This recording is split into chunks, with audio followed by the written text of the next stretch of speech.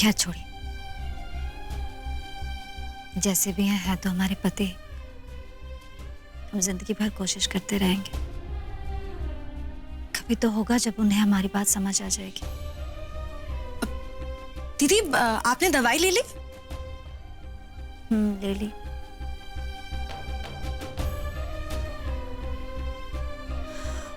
पर क्या बात है, आप परेशान लग रही हैं कुछ? नहीं तो आपको ऐसे ही लग रहा है ना? हमें भी लगता है। हमें आजकल ऐसे कुछ कुछ भी लगने लगता है। पता नहीं क्या क्या सोचने लगते हैं। देखिए ना, इसलिए धैर्य सर के बारे में भी पता नहीं क्या क्या उटपटांग बातें सोच ली। वो क्या है ना कि हमसे थोड़े नाराज हैं धैर्य सर, इसलिए ऐसा व्यवहार कर रहे हैं। वैसे भी दादी कहती है, जब पति पत्नी के बीच में दुराव आ जाए तो बच्चे के आने से वो दुराव खत्म हो जाता है। हमें भी पूरा उम्मीद है जब हमारा बच्चा इस दुनिया में आ जाएगा तो हमारे और धैर्य सर के बीच में सारे दुराव खत्म हो जाएंगे, है ना? किसकी बदलने की बात कर रही हैं आप? जीजा जी की। वो इंसान जो आपको सबसे ज्यादा तकलीफ दे रहा है, जब आपका सबसे ज्यादा ध्यान रखना चाहिए, और अब भी उनके साथ जिंदगी भर रिश्ता निभाने की बात कर रहे हैं। क्या? हाँ, आप इस तरह कुछ है ना जो आपने अपने अंदर दबाया हुआ है? दीदी बहुत धोखे में जी रहे हैं आप। जिसकी बीवी बनकर आप सब कुछ सहने और करने के लिए तैयार हैं, उसने तो कब का आपको बीवी के दर्जे से हटा दिया।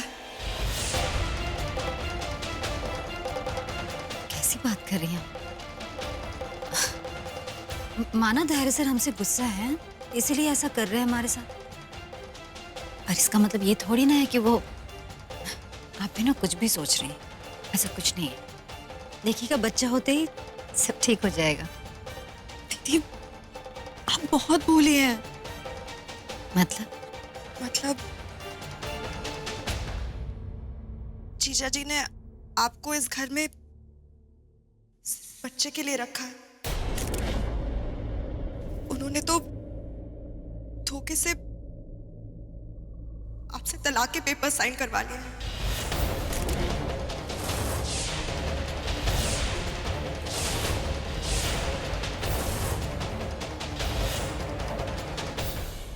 कैसी बात कर रही हैं? हमने तो कोई तलाक के पेपर साइन नहीं किए। ऐसा कैसे हो सकता है? भाभी, आपको ये सब कैसे पता? हमने पूछा आपको ये सब कैसे पता? वो क्या?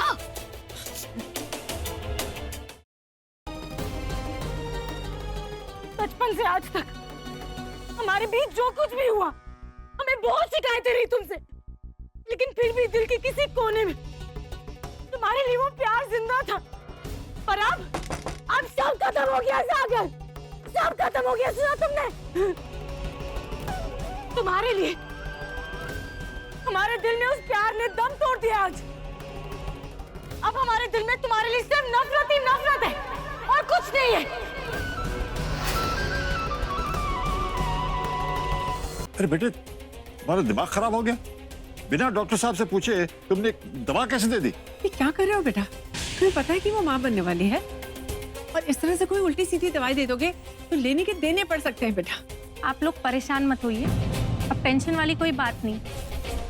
लेकिन हाँ, आगे से इनका ध्यान रखिएगा। शुक्र संतोषी माँ का कि हमारी बहू ठीक है।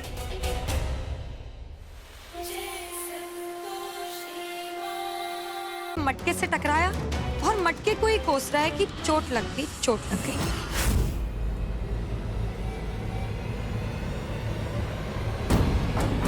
चल यहां से।